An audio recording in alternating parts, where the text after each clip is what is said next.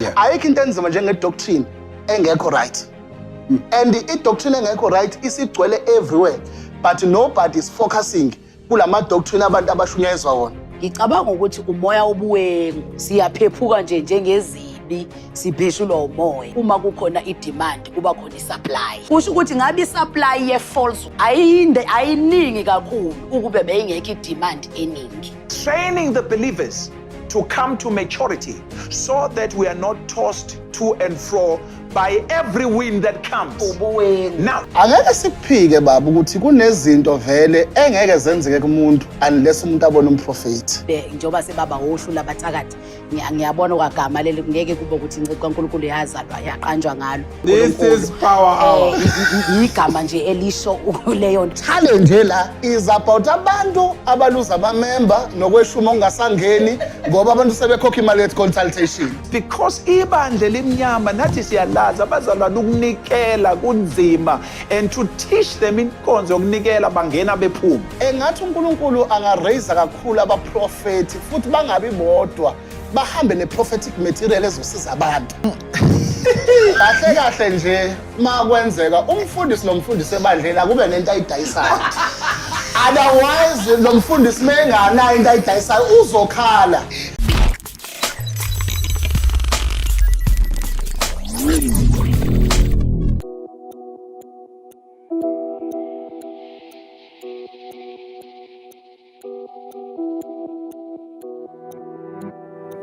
Yeah, ngifuna ukuthola ukuthi sisihluke ngani manje.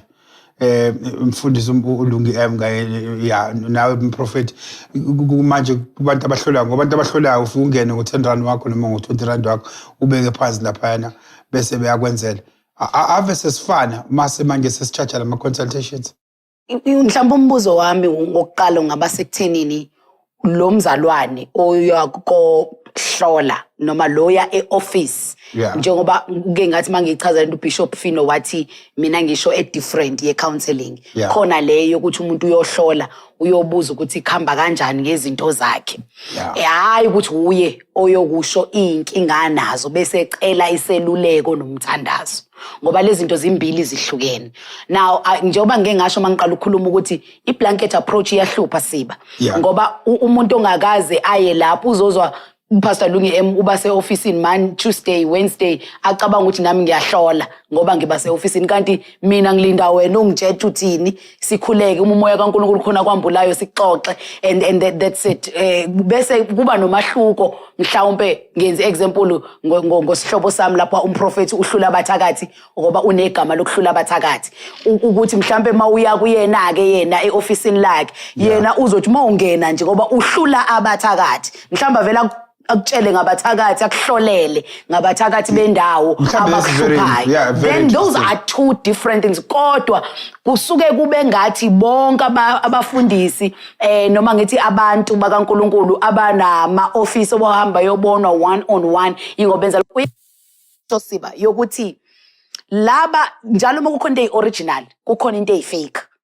Iqiniso lithi abantu abadlala noma sithi abaqola abantu ngolimo olusetshenziswayo kulezi insuku abantu abangasebenzisi abanga-create into entsha abasebenzisa into ebivele ikhona noma eyenziwayo kodwa bayithathe bona bayenze ngendlela yobuqili ngendlela yokuskima kodwa besebenza yona le.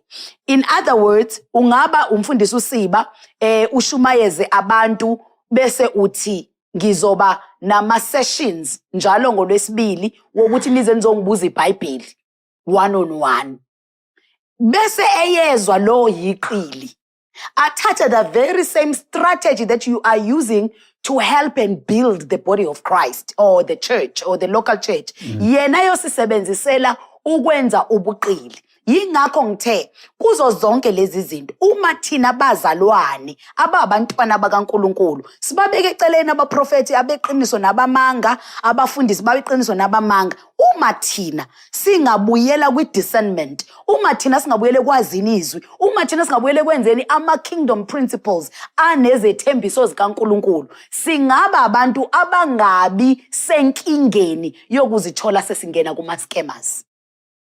Okay. Right, ngiyakuzwa. Prophet uNdlovu. Yes. Ey'ntweni ey'ningi ke la kule point ngivumelana naye umpostoli uLungi. Indaba ye-consultation vele usuke uya ngoba unama issues uya kumholi because you need help.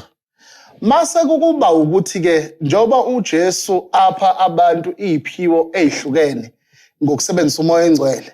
Mase ukuthi ke thina ke ngizokhulumela mina mhlambe nabanye abaprofeti engibazi ukuthi bangabaprofeti uNkulunkulu abathumile. Mase ke thina ke siba negift yeprofesi. Le gift ke yeprofesi vele iyona isolution noma iyona esoyisebenzisa kuwena mawusuka ufika. Mina ke into engisho uma kuthiwa ngisuke ngibiza noma kwenzeka mhlambe ngenza iadvert mhlambe ngisho ukuthi sobe sinenkonzo mase ngithi nabantu abadinga i1 on 1 babe khona. Eyami ke i1 on 1 isuke ingeve about iprofesi. Kodwa iprofesi iba u70% ngoba iyona gift umoya engcwele engathi mengimamukela wangipha yona. So umuntu oza kumina usuke ezofuna iconsultation ngokuthi mina I'm a man of God. Into ayikhokhela yabona nje for example ngizokubalela mina Sipho. Lapha na kumina ulayini uba mude kakhulu. Okay. Njengoba ulayini uba mude kakhulu another zinto engizenzayo kuba khona ukudla okuba khona. So umuntu kumnikelo osuke ukhishiwe okukhokhela ioffice, okukhokhela iradio, okukhokhela indleko zami zokutravela, okukhokhela nokudla futhi awufika yena kudle ngenzela ukuthi abantu ngenxa ukuthi banezifo eziningi. Is it prophetic food? No, just the food. Ngenzela ukuthi abantu ngenxa ukuthi banezifo eziningi bangahlali belambile bengilinda ngoba sometimes uthola ukuthi ngihambela indawo eziningi. So mengifika lapha yana ke kuvele kuba khona i-catering nayo yonke leyo nto. So yonke leyo nto kwi-fee engisuke ngiyibizile isuke i-inclusive.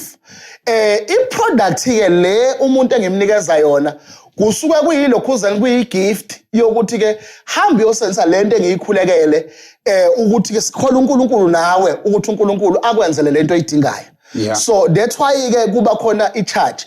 Kodwa asingeyifanise lento nezangoma ngoba izangoma zinomoya wona wazo engingazi lutho mina ngawo. Mina umoya engwaziyo umoya oyingcwele engamukela uJesu njengenkosi nomsindisi ngase ngiyagcwaliswa ngamandla amoya engcwele ngaphiwa isiphiwo. Lesi siphiwo ke ngoba ngiphiwe sona vele isona engiphila kuso. That's why ke ngiba khona ifee. Long time ngiyiqala lento yayingekho ifee eyiba khona. But ngangithi mengibona ngithi umuntu hayi ngicela umuntu anikele ngokuthanda kwakhe abantu babeke bakhipha u2 bakhipha amashumi omunye akhipha isihlanu. So njengoba ekhipha u2 ekhipha ishumi ekhipha isihlanu kunokudla la ekufanele umuntu akudle kunezingane la ezisebenzayo kuneasha abantu uyabuthandazela umuntu kube khona imanifestation kunama asha ngisizayo ngihamba futhi ngeyimoto ayibi yodwa mesuke sihamba kuba nabantu uthola ukuthi mhlambe bagadila nakhona hayi ngoba bagada kunezitha just ukwenzela iorder neprotocol. So bonke labantu banama families ngayibona lento ukuthi sengigcina ngithatha isihlanu sigcina singenzanga lutho. Yes, ngase ngibeka ifee ngiyibekela ukuthi umuntu akwazi ukusizakala kangcono and nami ngikwazi ukucover izindleko zokuhambisa ivangeli. Ivangeli engelishumayelayo Siba alinayo iprice. Makusuke kushunyayelwa nje enkonzweni siyashumayela sisho ukuthi noma zibovoza ziyohlanzwa sikhuluma nje ivangeli elisindisa umuntu nokugcwaliswa umoya engcwele sikholelwa kuzona zonke iziphiwo zikaNkulunkulu. La sisuke sesibeka khona ifee ilana ke sisuke sesenzela wena ofuna ispecial attention i1 on 1. Futhi i1 on 1 indala noJesu wayenza wathi emebona abaningi wathi Zakaria wena ngiza kwakho. That was 1 on 1 wahamba wayoyenza umprofeti nosifazane wesemfuleni. Yes, nowesifazane wabaxosha abafundi wathi asale nawe wesifazane. That was 1 on 1. Nalapha mebelahlekelwe izimbongolo bathi asambe siye kumboni mhlawumbe uzositshela ukuthi le imbongolo zishone ngakephi. Usiyabuza ukuthi lo soyasiphetheni ngoba sikwazi ukuya kumuntu kaNkulunkulu. Singaphethe. Leyo nto lo muntu wayeyoconsulta ngokwe problem abhekene nayo. Ngiyangathi mina umprofeti we-respond yama-problems abantu. Whenever uNkulunkulu evusa umprofeti usuke ezomitha ama-problems. Lokhu-ke kwabanye kwamanga-ke ngeke ngikukhulume ngoba mina angikwazi lokho. Kodwa mina ngikwaziyo the reason I charge ngicharge ngoba kuyadliwa Yeah. Ngoba kunama queue ngicharge ngoba ngiqasha indawo angifike ngithi kulamandiya noma isulumane noma umuntu osuke ona leyo building ngithi riba bathi hayi umprofeti thatha ibuilding mahala nasegarage angisho ukuthi shika kuthiwa hayi nayi full tank ka diesel nalamadoda engigadayo nangibhekayo angisho ukuthi in the name of Jesus mase bethi hayi siyabonga umprofeti sesofika sisuthe emakhaya bonke nayo yonke lento ngiyayikhokhela and ngiyayisacrifice nami so that abantu baya benefit. Hey, this is Power Hour. Hayi namhlanje kuyashisa siyabuya. When Prophet before ngiye lapha kuBishop Phino, ngifuna ukukhangisela uma bengena bangena bese uvana uhlolo usho noma kuba khona i-discussion before ngifuna ukunderstand ukuthi mangena noma kwenzeka indawo zothu kuyenzeka ukuthi engene umuntu angene uvela uhlale phezulu kwakho umprofeti noma kuyenzeka umuntu angene aqala kulandisa istory sakhe ngifuna ukunderstand ukuthi i-nature of consultation njengoba ngichazelile siba ngathi mina mangenza i-advert ngiyamchazela umuntu ukuthi sinenkonzo mase ngithi kwabafuna ama one on one akulinganiswe umnikelo othile umnikelo othile bayazi ke abangilalelayo nabangilandelayo nabake bafike bayazi ke ukuthi kukhokhwa malini okay kodwa akusho ukuthi uma ufikile uzoprofetwa uma usukuze lapho usukuzoconsulta umprofeti ngokwe problem i-prophetic iyi-gift kimi eyafika ngokwamukela umoya engcwele yamisana nezilimi ngase ngiphiwa ilokhuzaneni kade ngiyenza njengoba ngisho ukuthi isizathu kade ngidala ngiyenza kade ngingakhokhi kodwa ngabuka ukuthi ekuyenzeni kwami angikwazi ukuhlangabezana nezindleko zami ekushumayeleni ivangeli nasekuncedeni abantu ngase ngibeka ama-fees ngesizathu sokuthi ngiyagadwa nginezimoto eziningi nginelokhuzaneni nezindawo engihlala kuzo ziyakhokhelwa ama-fees abekelwa lokho kodwa akusho ukuthi uma ufika ngizothi ungena nje mase kuthiwa kanjani kodwa u70% wabantu abasuke bezile sike kwenzeke siyiprofeti inkinga mase siyadlula kwinkinga siyiprofeti isolution uNkulunkulu kakumbule lokho kodwa sometimes kwabanye akwenzeki sometimes omunye uthola ukuthi adinga iprofesi omunye nje uyidingela ilokhuzana icounseling omunye uthola ukuthi akadingi even ngisho une demonic problem udinga urend out ilokhuzaneni udinga urend out ideliverance so kuyadependa ke kuma issues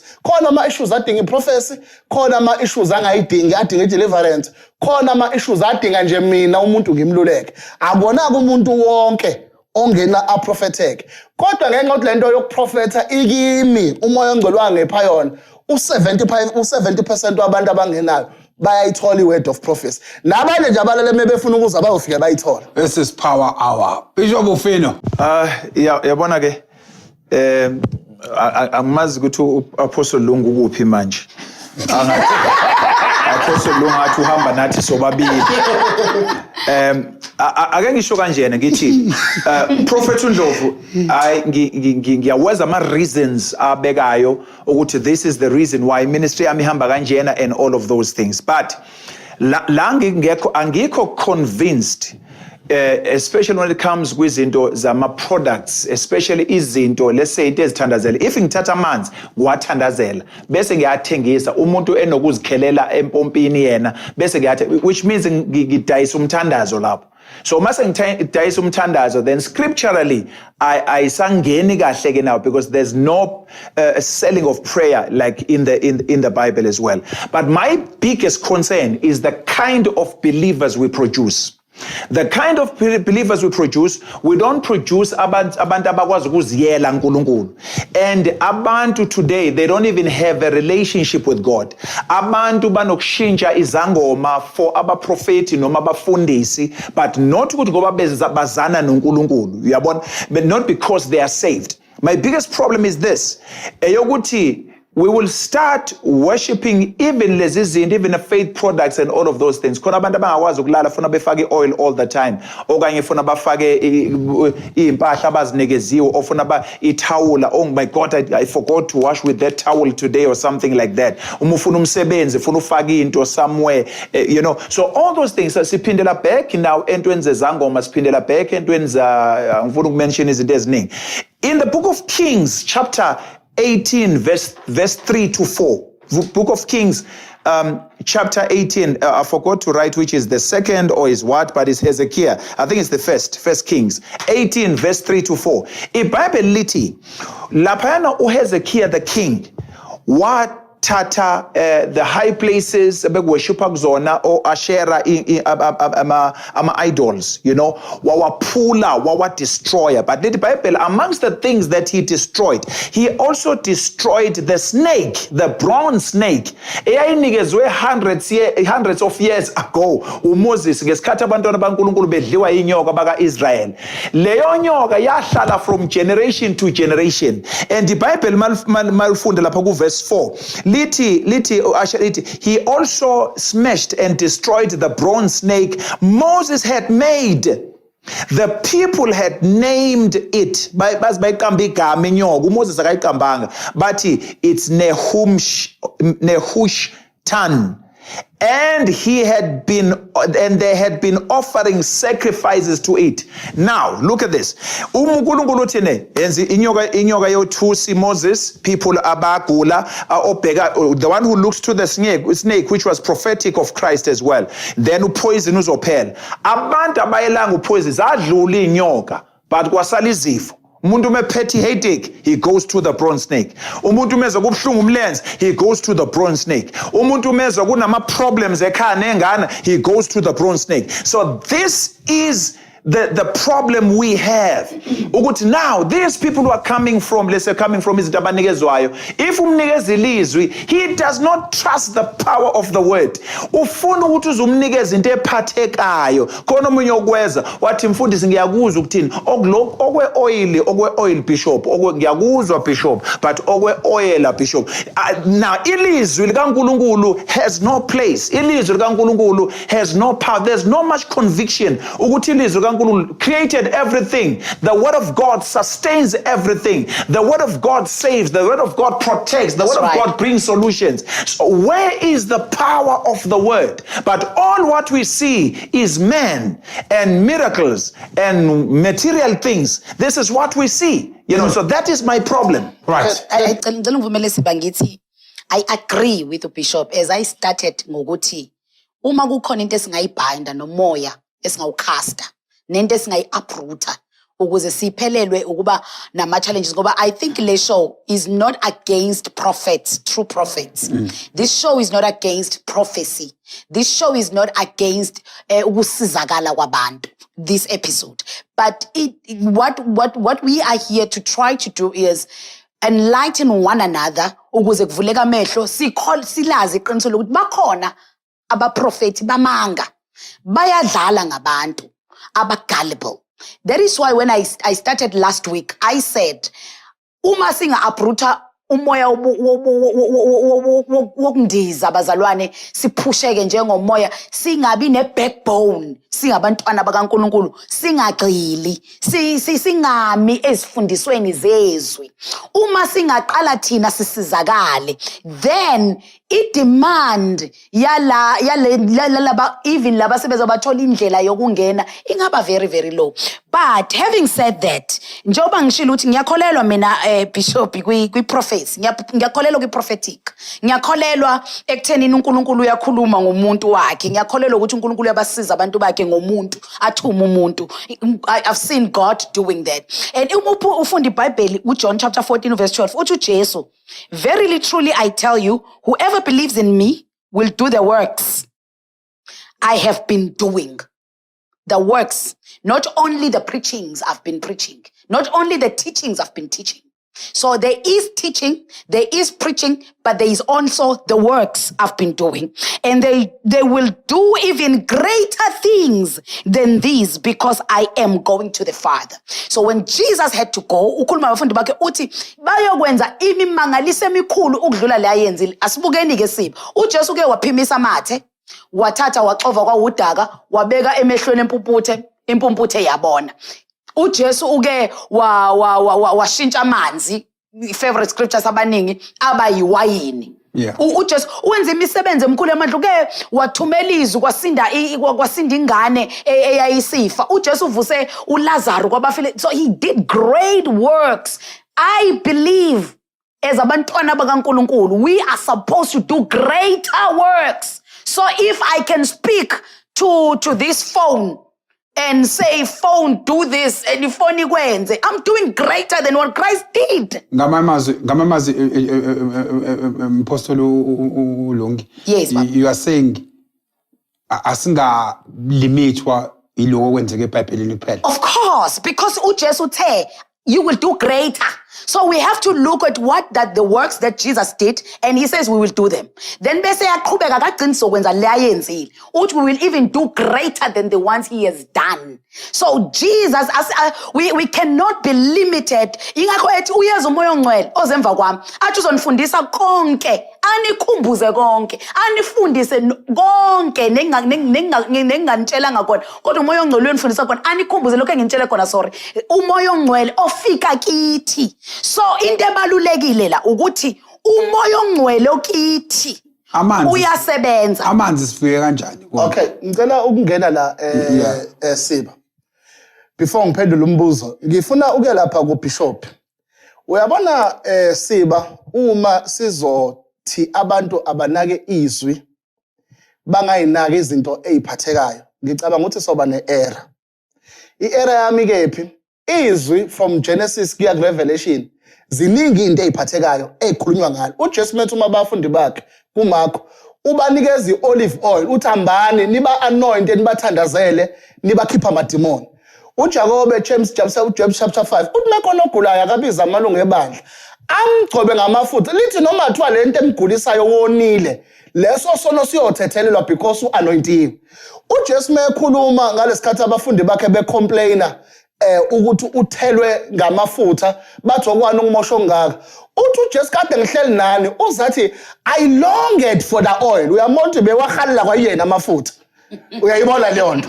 So manje ke uma sizothi thina sikhuluma ngezwi, mase sizothi izinto eziphathekayo siyeke, ngicabanga ukuthi sine error enkulu ngoba iBhayibheli njengoba ngisho nje ngichazile Siba siqala. Sidla isidlo senkosi, asidli spiritually. Siphuza into omunye uzobuza ukuthi why we give abantu oil? Why we give abantu water? Yini uJesu wayesinikeza igazi lakhe asinikeza iwayini engasinikezanga actual blood? Yini uJesu asimesinikeza umzimba wakhe engasinikezanga actual physical body kodwa wasinikeza isinkwa? uJesu prayed the prayer of faith entweni eyisidlo, wathatha iwayini wathi akuselona iwayini sekuyigazi, wabe sethatha ilokhuzaneni wathatha isinkwa wathi akusesona isinkwa sekumzimba. Something apply amafutha ayi-olive oil kodwa mase ngiwathandazela kuyona i-olive oil, that's an anointed oil. And yabona masingakhuluma igama le-anointing singalilanda silichaze. uDavid emelichaza lale gama le-anointing uzathi anointed my head with oil. Lelo gama lelo lichaza uDeshem, the anointing that catapults someone to his own destination. Akasho ukuthi maybe goodness and mercy shall follow me, uthi kodwa surely goodness and mercy shall follow me. So lento yezwi ine package ye spiritually kuphinde kube khona izinto ezi-practical. And futhi izwi ungakhohlwa Siba, alikho limited kwi-logos which is written. Kunale rema part uNkulunkulu ayikhuluma for a now word. Khona into uNkulunkulu angayikhuluma njengoba akhuluma Hosea, wathi Hosea hamba uyolala nomqwayisi, kwasho uNkulunkulu. That word was a specific purpose for that certain time. Ziningi izinto uNkulunkulu ayikhuluma. Wafika uNahama wathi hey nginochoko wathi umprofeti hambe yogeza. Uyayizwa nje lonto hambe yogeza, umuntu uphethe uchocho hambe yogeza. Maningi uNkulunkulu ama instruction akawakhulume for a certain moment. Ukuba kuyimina ngisho manje ngithi mina ngicela ukuthi bonke abantu abayimpuphu ukuthi ngizobe ngibaxova udaka ngibaxova amathi. Kwakuzothiwa ngiyi-false prophet. Kodwa ngenxa ukuthi uJesu futhi nalento okugxekwa into endala njengoba ngisho nje. uJesu kwakuthiwa unanedimoni elikhulu uzala ibhabhuma ukhipha amadimoni ngamanye amadimoni. Lento Siba, we can't run away from it.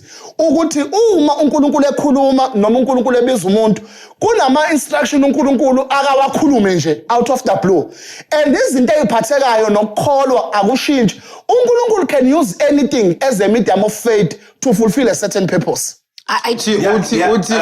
uthi nomdala ngemphendula la wakhalela ukugcotshwa amafutha wathi I long for the oil. Now Prophet. This is power. You have quoted the scriptures, and you have quoted the scriptures right. When you speak about, let's say, Unaman, he had leprosy. Go dip yourself 7 times in the river Jordan. Usho njalo, prophet, okay?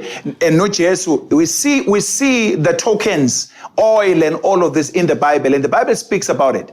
I don't think that I'm not here to come against that, but we agree there's oil in the Bible. We agree there's water in the Bible. We agree there are different prophetic instructions in the Bible, but we don't see the selling. In fact, where there is a selling in the temple, because now abantu abasathengi ngaphandle babona abasadusa babethanda imali, they don't believe much with afterlife, they believed in prosperity and all of those things. Can I ask a question, Bishop? Now, ngicela ukhetha prophet. But I want to ask a question there. Small question. Prophet. Small question. Okay. Uma ukhuluma Bishop ngokuthi akudayiswa, uDavide wayecula uSaul kwangadayiswa ngalesa sikhathi. Manje we live in a day la khona izinto zinama expense financially. Uyangizwa Bishop? Njoba lezi zinto zinama expense financially, umculi manje uma ufuna ezenkonzweni lakho uyacela uthi ngicela u10,000. We can't call abaculi amademon or false worshippers. Abaculi mabeqeda ukurecorda kuzoba neshow yomculi ezodumisa uNkulunkulu uthi ngicela nikhokho 100 rand ngoba kunama expense are included le uqasha sound waqasha yonke into. Thina masenze imvuselo Bishop asithi rababashanda, we hire same sound, we hire same stage. Then it is unfair ukuthi kuthiwa ama-preachers are false preachers by selling. While uBishop uneBhayibheli olithengile, uney'ncwadi lapho Bible dictionary uzithengile, uhambile waye eBible college uyofundela ukuhlola izwi wakukhokhela lokho. Inkinga ikephi uma lento siyenziwa ama-African? Yini ingabe idemon lento meyenziwa oBenny Hinn? Why iba idemon ngoba yenziwa ohlula abathakathi? Prophet Shulabathakathi, let me say this. We agree kuma prophecies, we agree X's and Abantu, we agree in all of that. But the issue now, the charging of the materials, the charging of the materials, that it's not God who says it, yes. But we begekahle what when I tried it land uthi prophet ngithi abantu abanikele ngokwenhliziyo yabo. Kodwa banikele 2 rand. So manje, we need to come to the point where we say, this thing is not because yes. It's not because because God cannot give a revelation that cannot be backed by His word. So in other words, yenza lento ngenxa yelek ukuthi ministry izosupporteka ngendlela right. Now senza indlela. I'm not saying now, prophet, that you are a false prophet when you do that, but I am also saying that there are many false prophets who are capitalizing on that, who are enriching themselves, yes. Who are telling people lies, yes. Who are I've spoken with some abavele bathi no ilula lento vele umtshela umuntu uthi nje uthi thenga ibhodlela ethile wenza into ethile uthi umuntu uyakholwa ahambe ashiye imali, things like that. So there are people who have gotten rich not because besebenzela uNkulunkulu and bene burden for the lives of the people. But my concern that I said as well is that because of these material things that are attached to the problems of the people, like Israel having their problem attached to the bronze snake and it was sorted out, we are creating people now and believers who are depending on these things. In other words, my question is this: we've got teachers, they've got churches in the cities and everywhere. Banama millionaires in their churches and everything, and baphumelela without selling anything. So I don't know what on that one, Bishop, I don't disagree ukuthi uNkulunkulu can use umuntu ngokuthicha kwakhe kanjani. Engikushoyo mina, as people, as a church, we need each other gift. And akufanele sigcine si-attack any gift. Uyabona ukuthi umfundisi uba rich, we can't deny that. umuntu uma enza ipurpose kaNkulunkulu ngendlela kaNkulunkulu, uNkulunkulu blesses and prosper umsebenzi. And yazi ukuthi mfundisi uDlamini into engizokushokha ngayo, most of us angazi ngabanye kodwa abaprofeti engibazi ababizwa uNkulunkulu, imali abaphumelela ngayo akuyona ama product, imali abantu abazobonga uNkulunkulu ngendlela uNkulunkulu asebenze ngayo. That is most of imali. Even mina emotweni enginazo imost yazo angaze ngiyithenge, zikhokhelwe abantu bebonga imisebenzi uNkulunkulu ayenzile through mina. So into ke la elokhuzaneni izosishaya lento uma uyabona leyo ukuthi abazalwane abafocus ezweni. Angicabanga ukuthi khona umprofeti obizwa uNkulunkulu okathi izwi liyabheda. Angikwazi lokho futhi angiboni ukuthi khona umprofeti oyiphikayo lento. Futhi abantu engiyengibezwe mina abaningi abaprofeti, they are faith preachers, they build faith, they speak about aspect of faith, basho ukuthi whosoever, uyabona leyo nto uthi faith personally, yonke leyo nto bakhuluma ngalama faith ukuthi faith ifa uyikhulumisa. We agree on that, we agree on the word, we agree with relationship ukuthi umuntu akabe ne relationship with the Holy Spirit. But asingakudeny ukuthi uNkulunkulu ubarizile abaprofeti so that he can meet the need of the people. Uma sizokushaya ukuthi abantu abababona abaprofeti, into engingayisho mina kuyingozi ukuya komprofeti ungazange umdisene ukuthi akaphumile enkosini. Lento kade yisho umpostoli uLungi ngivumelana naye methi after all let us have a spirit of discernment. We are all here agreeing that there is a prophetic. There are prophetic instruction, and we agree that the prophetic office is very controversial, and we all agree that it's full of drama. But Bishop uthi akungadayiswa ngoba ukudayisa kona ezweni. Mina I agree with him ukuthi akukho ezweni ukudayisa. Mina la ngihluka khona kuBishop ukuthi uma ngibusiness minded, ngibona opportunity business, business, whatever business, then asivumelana ukuthi ngiyenza lento ngebusiness mind, hayi ngoba kusho uNkulunkulu, hayi ngoba kuNkulunkulu othi angiyidayise, hayi ngoba kuNkulunkulu othi ayikhishwe leyo bhali leyo, hayi ngoba kuNkulunkulu othi iadmin fee noma icharge consultation fee akube imali engaka. It's my mind. God trusts me and he gave me my mind. I can use my mind. But uma ngise ngiyibhayibhela, then that is wrong ukuthi ngithi kusho uNkulunkulu kusevesini elukuthi lingekho lelo vesi. On the other hand, I agree nomprofeti uHlula Bathakathi ukuthi abantu must be taught the word. Abantu must read the word. Abantu must also pray. But abantu bayafuna futhi usizo nomprofeti uyaba impendulo kubantu, lokho ngiyakuvumela. Kodwa bazalwane, iqiniso lithi bakhona abaprofeti bamanga. Iqiniso lithi bakhona abantu abascam abantu. Iqiniso lithi bakhona abantu abadlala ngabantu. I-duty yakho njengomzalwane ukuthi ukhule ezweni kaNkulunkulu and discern, because laba bantu ngeke baphele kusho izwi ukuthi bakhona. Noma singahlala la sikhulume 3 hours ngeke baphele ngoba bayisifezekiso sesiprofeto sezwi ukuthi bakhona. Before we wrap, ngifuna ukuya kule bazalwane. Lena prophetic instruction. How far do we allow, no matter how far do we go nalente prophetic instruction? Okokuqala nje asiqala ukuthi lente prophetic instruction, is it, do we find any traces of it in the Bible? Prophet uHlula Bathakathi? Maningi kakhulu ama trace ayo. Right. In the Bible. Mengawakhotha ngazi ngaqalaphi.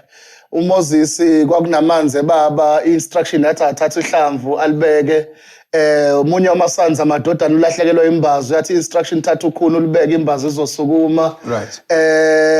Ulwandle kwathi instruction beka induku maningi ama prophetic instruction, and I believe ukuthi umprofeti into ezosiza umuntu ngokuconsulta is not ukuya kobona umprofeti, but ukuthi musombonela umprofeti ubambe instruction umprofeti akunikeza yona.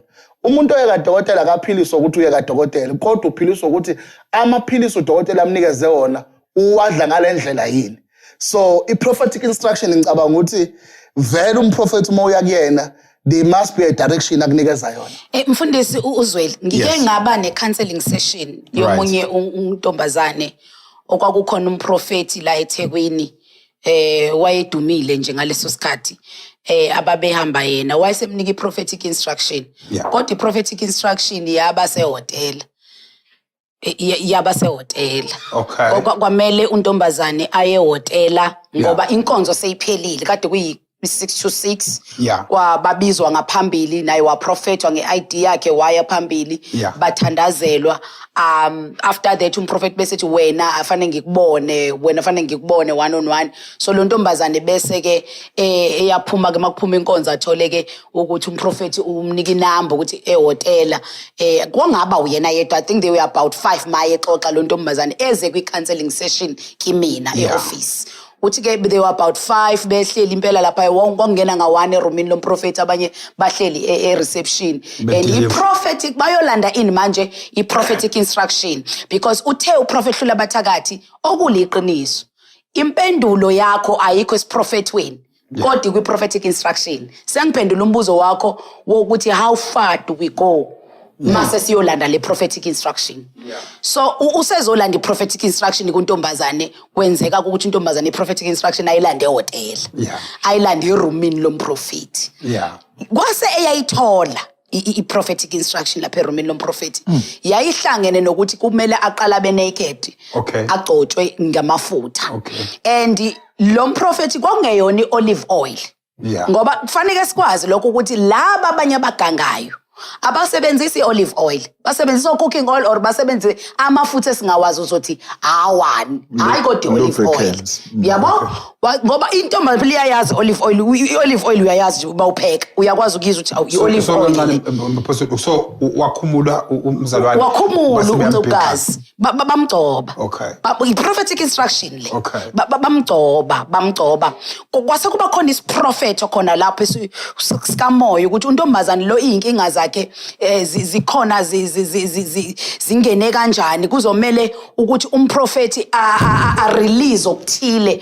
kulontombazane ukuze kureleaseke okuthile kuntombazane ngicabanga ukuthi ngoba abantu abadala babukayo bazo-understand kwaba khona ukureleaseka kokureleasana wabuya kuntombazane ke lapho after esereleasiwe warelease umprofeti wareleaseka nosisi angazi ukuthi yena wareleaseka ngempela yini but when she came to me ezofuna i-counseling because I do sit in my office during the week for my counseling sessions and even for abantu abangabona basebandleni and lezi zinto engiyikhuluma la ukuthi abazalwane must learn ukuhlala emabandleni must learn because ngizithatha from the experience of sitting down kuma counseling sessions and you hear ukuthi laba bantu balimala kuphi belinyazwa yini so lo ntombazane ke izinto zakhe ke ukuthi ke seyibophekile kanjani and manje akasekho right umbuzo ke kaSiba bewuthi how far do you go for a prophetic instruction for me you don't need to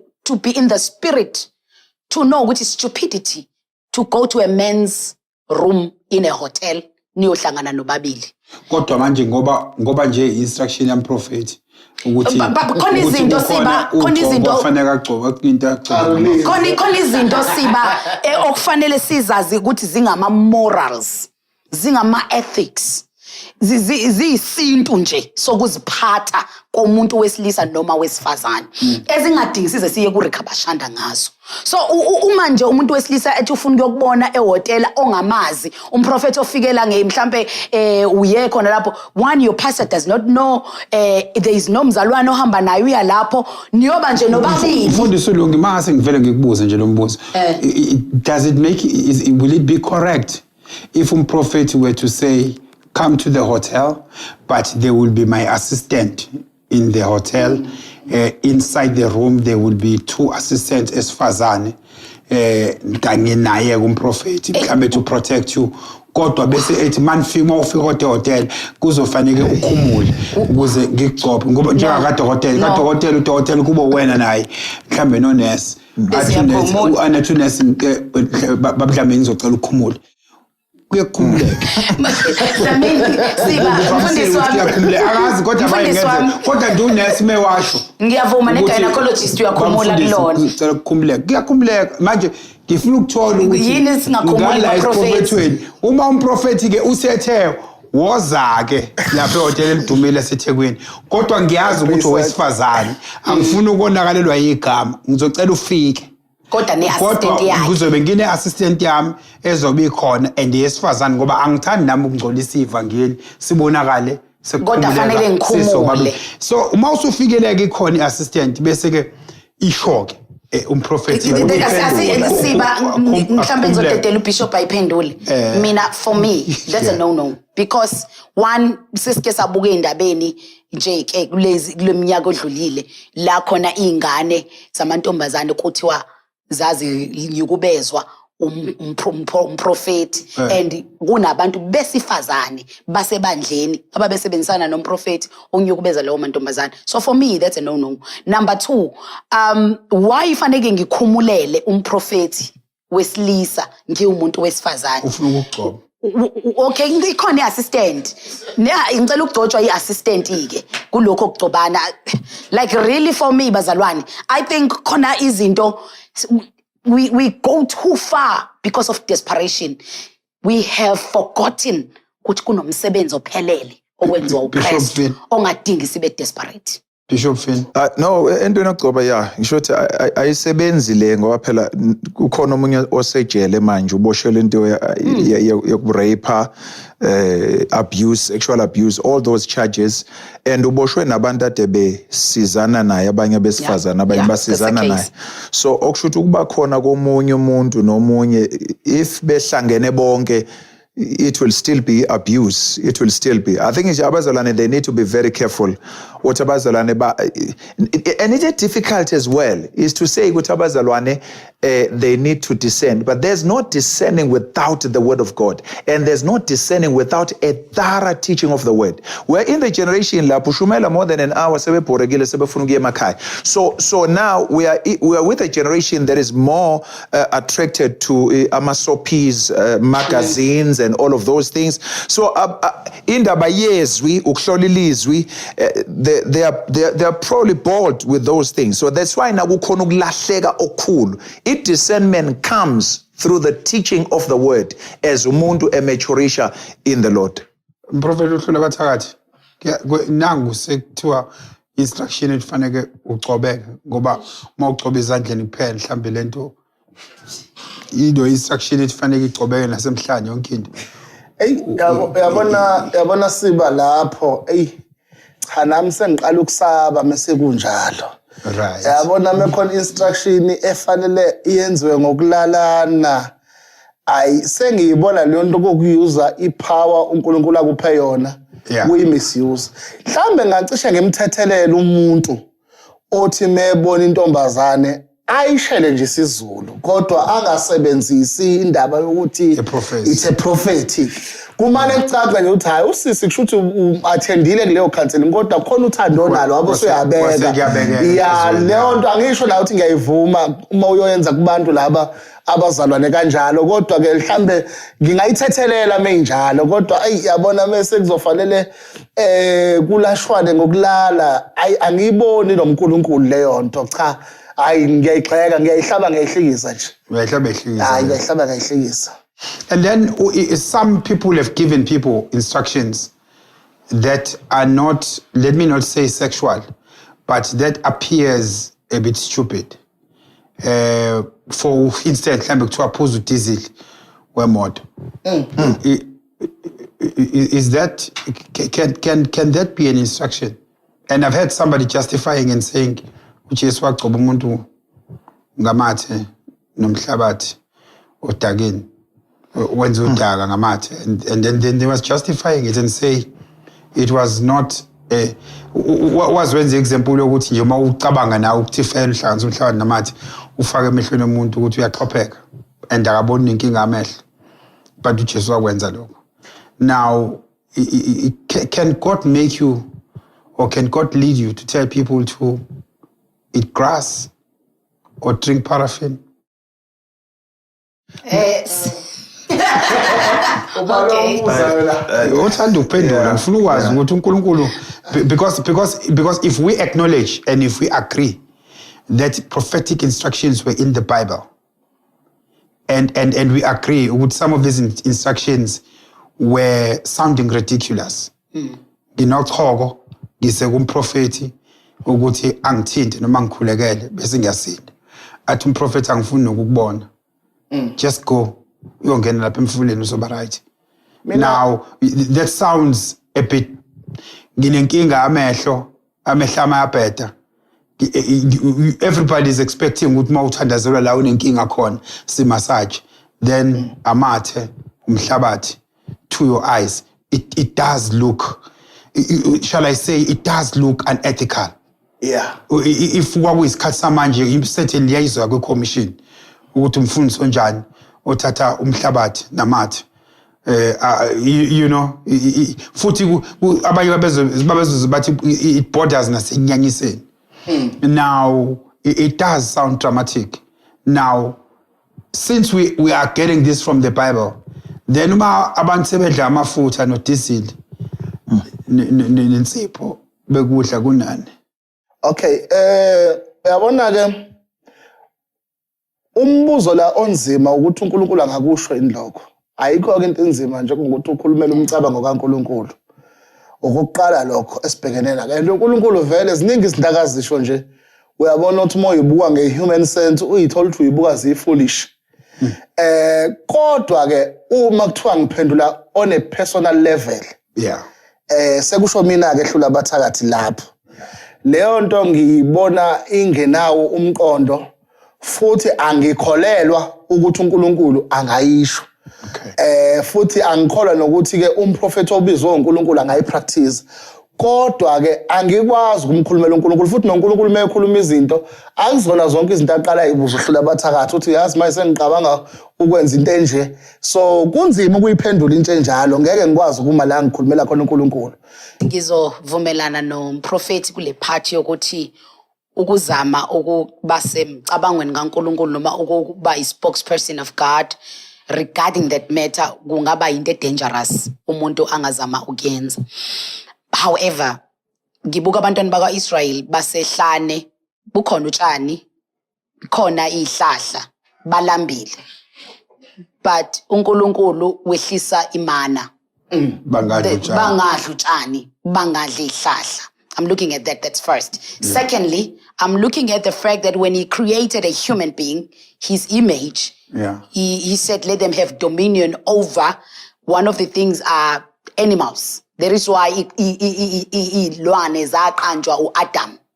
Now, I see animals as a subject yomuntu. Kuyize zidla utshani, kuyize zidla ihlahla. Now, I'm beginning to think ukuthi uma ngithola i-instruction then engehlisa kwi-level yobuNkulunkulu noma i-image kaNkulunkulu iyongibeka kwi-level yezilwane, then ayisasuki kubaba kuleyo kimina because ilwane ezidla liyinto. Now I also see another account in the Bible, lo mfana story of the prodigal son. Lo mfana lo thiwa wayesenqanela ukudla imidumba yani yezingulube, but he came back to himself. He came back to his senses before aze ayidle.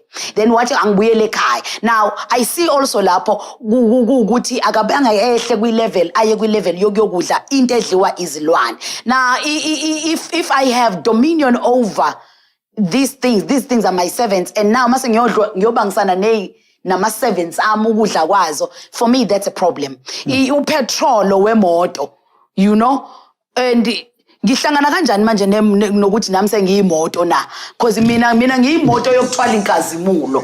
Umzimba wami nazi ukuthi umzimba yini ithempeli likaNkulunkulu. Mina nje ngiyimoto yokuthwala inkazimulo kaNkulunkulu. Mina umzimba wami uyithempeli lokuhlala yena. Akudingi ukuthi ngiwufake egarage. You know ngiyokuhlaba ku diesel lapha yana ngithi ngifakele i500. Angiboni kanjalo. Kodwa ke angiphikisani, ngiwumuntu okholelwa ukuthi ukubizwa kwethu akufani nokuzwa kwethu uNkulunkulu akufani. Kodwa I wouldn't do such a thing. This is Power Hour. Bishop Fino, when I say something. I want to say something, yes. I think I agree with my colleagues, the way they've put it. But everything that is done in the Lord or in the church must be done in decency and in order. So anything enokwenza ukuthi ibukele phansi the image of God or human ingabi na human sense, you know, ingabi na human sense ngoba usudlutshane uthini, there's no human sense there at all. But enye into engizoyisho futhi yokuthi we need to understand we are in the times where controversy sells. So controversy sells. So we can do anything, and anytime you do something stupid, that's what journalists are looking for. You see, so if you want to be famous as a man of God, whatever, come just with a strange doctrine if you want, or to tell abantu benze izinto as bedayo, then you're gonna be on news, you know, and tada, you are famous. You see, so. This is Power Hour. It's Kataseko. You know, this is a very interesting topic. I want to close, but before we close, this one is personal. Bishop Fino, you call the product a faith or a desire? I can guess you. Oh, I got this. I know. I been got daisi. No, I don't know any. I'm a physical, a consultation, No. I benga charge. Maybe ngizoba charge ake laba abangakhonzi kumina. Abayeka abafundisi babo beze kumina, but God, I know all of our people know they come free of charge. So awuna oil namanzi. Oil namanzi bengakabi khona. This is Power Hour. Apostle Ulung. Yes, Baba. The product you call. Come to Kingdom Life Ministries International. You will find everything out about our ministry and about how God has called me and how we are working to expand the kingdom of God. That's all I can say. With the merchandise, everything that is. Just come to Kingdom Life Ministries International. You will know get about us. You get merchandise. That's it. Consultation, as I have said. We are sikhona ePine Town, sikhona eThekwini. Right. ePine Town silaphaya ngasendlini zomsakazi Imbokodo eThekwini, sisenumber 92 ku Broad Street, ekhoneni ka West Street no Broad. Njalo ngamasonto ngo9 ekseni. Price list is what you're calling. You will know everything about us when you come. This is Power Hour. We leave no stone unturned. Prophet ukhuluma bathakathi. Merchandise ikhona. Ikhona set up. Baba ikhona baba. Ikhona baba. Yes, ikhona. Yasiza kakhulu futhi yabona laba kona abadinga nje ngempela usizo oluphuthumayo abayithole baba, bayithole. Yeah. Uvukuhlala. Hayi, bayibonela baba. Ngiyabona mekukhuluma mina kube ngathi mhlambe ngiyasho. Ngcono umuntu ayithenga ayibonele. Uzobuya futhi ezobonga. This is Power Hour. I-consultation yakona kungenwa esontweni ngingenwa mahala baba. Oh, enkonzweni amahala. Umahala ha. Neza umahala. No Jason City Hoswe altar call umahala konke lokho akukhokhela. Into iqala masese kwama consults. Yeah, mawufuna isemoni ayadayisa. Incwadi engizibhalayo ziyadayisa. Mawufuna ukuza kwe deliverance class uyakhokhela lokho, prophetic school uyakhokhela. Mawufuna ke I consultation nayo iyakhokhela. Okay. This is Power Hour. Bafo konokusele. You look sad. Let me say again, Nati, we are there in Cape Town. Oh, okay.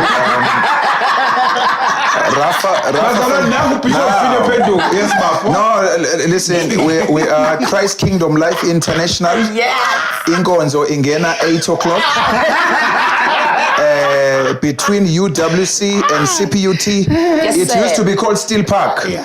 It's called Stephanie Park now. It's Unit 9 and 10. It's a business center. And that is 8 o'clock to 10. Then Rafa Fellowship Center, the service starts at 12 a.m. to 2 a.m. Make sure that you come. And you don't miss it. God bless you. Free of charge. Free of charge. Ungakhohlwa lapha Kingdom Life Ministries International ukwazinto ziyenzeka nezakho ziyenzeka because we believe ukuthi asikhathazeki ngalutho konke kuhle. Moso xa kwenje abathakathi ozala kumina Ngiyabahlula abathakathi. Mawufuna ungilandela Thala Prophet Ndlovu uzothola yonke imininingwane. Bazalwane, indlu kaJehova iphendulwe ibhizinisi Power. Did we say right now? Hey, this is Power Hour. Let me take this opportunity and say thank you to you, Bazalwane. It's been a long session. Thank you so much. We really appreciate your time. Ngisathi ithuba nginikeze uProfessor Ndlovu to say bye to our viewers. Asibonge siba ngokuba khona la kweviki lesibili sibonge nama panelists ethu sibonge nama viewers sithemba ukuthi ke khona abantu abakufundile umuntu uyathatha ahambisana nakho angahambisani nakho akuyeke kodwa kona konke siyavumelana ngensindiso siyavumelana ngoNkulunkulu siyavumelana nangokusebenza kaMoya Engcwele. Thank you Prophet Hlula Bathakathi. Comrade to Pastor Unungi. Comrade.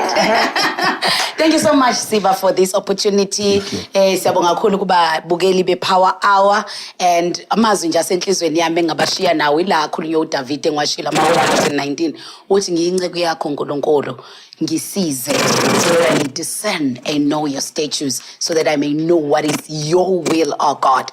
Let that be your prayer before you can do anything, before you can go anywhere. Say, Lord, let my path, let my steps be ordered by you so that I can go to a right place for my life. Ngingagcini sengihlangane nala kuzodlalwa khona ngami. uNkulunkulu anibusise bazalwane. Thank you so much, Mfundisi. Bishop. Yes, thank you so much. Thanks so much, Bafo, for the opportunity that has been given. It has been wonderful.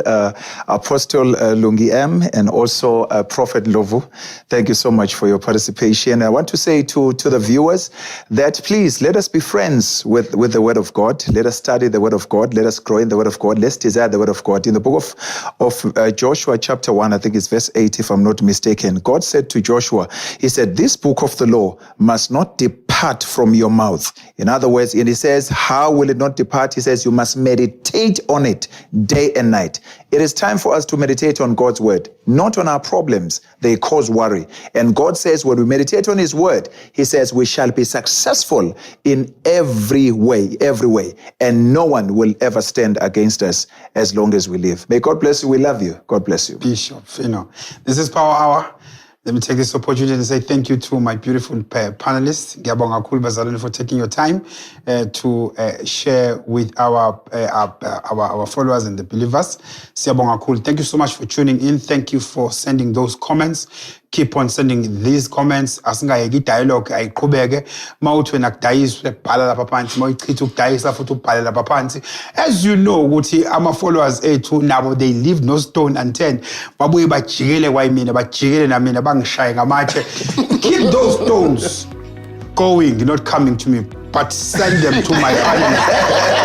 Ningangishaye ngalutho angilwanga nalutho kodwa nje lamatshe awaqhubeke abheke ngalakade kulaba kade sibambizile. Thank you so much for coming in. Thank you to our crew for making this broadcast a success. Siyabonga kakhulu everybody who has contributed, our supporters, our sponsors who have contributed. Siyabonga kakhulu. And finally I want to say ama panelists namhlanje asebenzise ithuba le-Power Hour loku-advertiser lo mdayiso wabo kade ngikhuluma ngawo. Ngizocela ukuthi lapha ezansi ufake i-comment usho ukuthi siba-charge malini because mina ngisho ngoluthi ngikhonzaphi. Mina angizange ngisho ukuthi ngikhonzaphi kodwa ngingantshela kona at home. Ngiyakhonza nami somewhere ngilandele nje uzobona kodwa ngiyakhonza kodwa laba abathathu ngicela ngifakele i-prices zanje ukuze siba-charge because they have just sold in our channel. I love you and God bless you. Good night.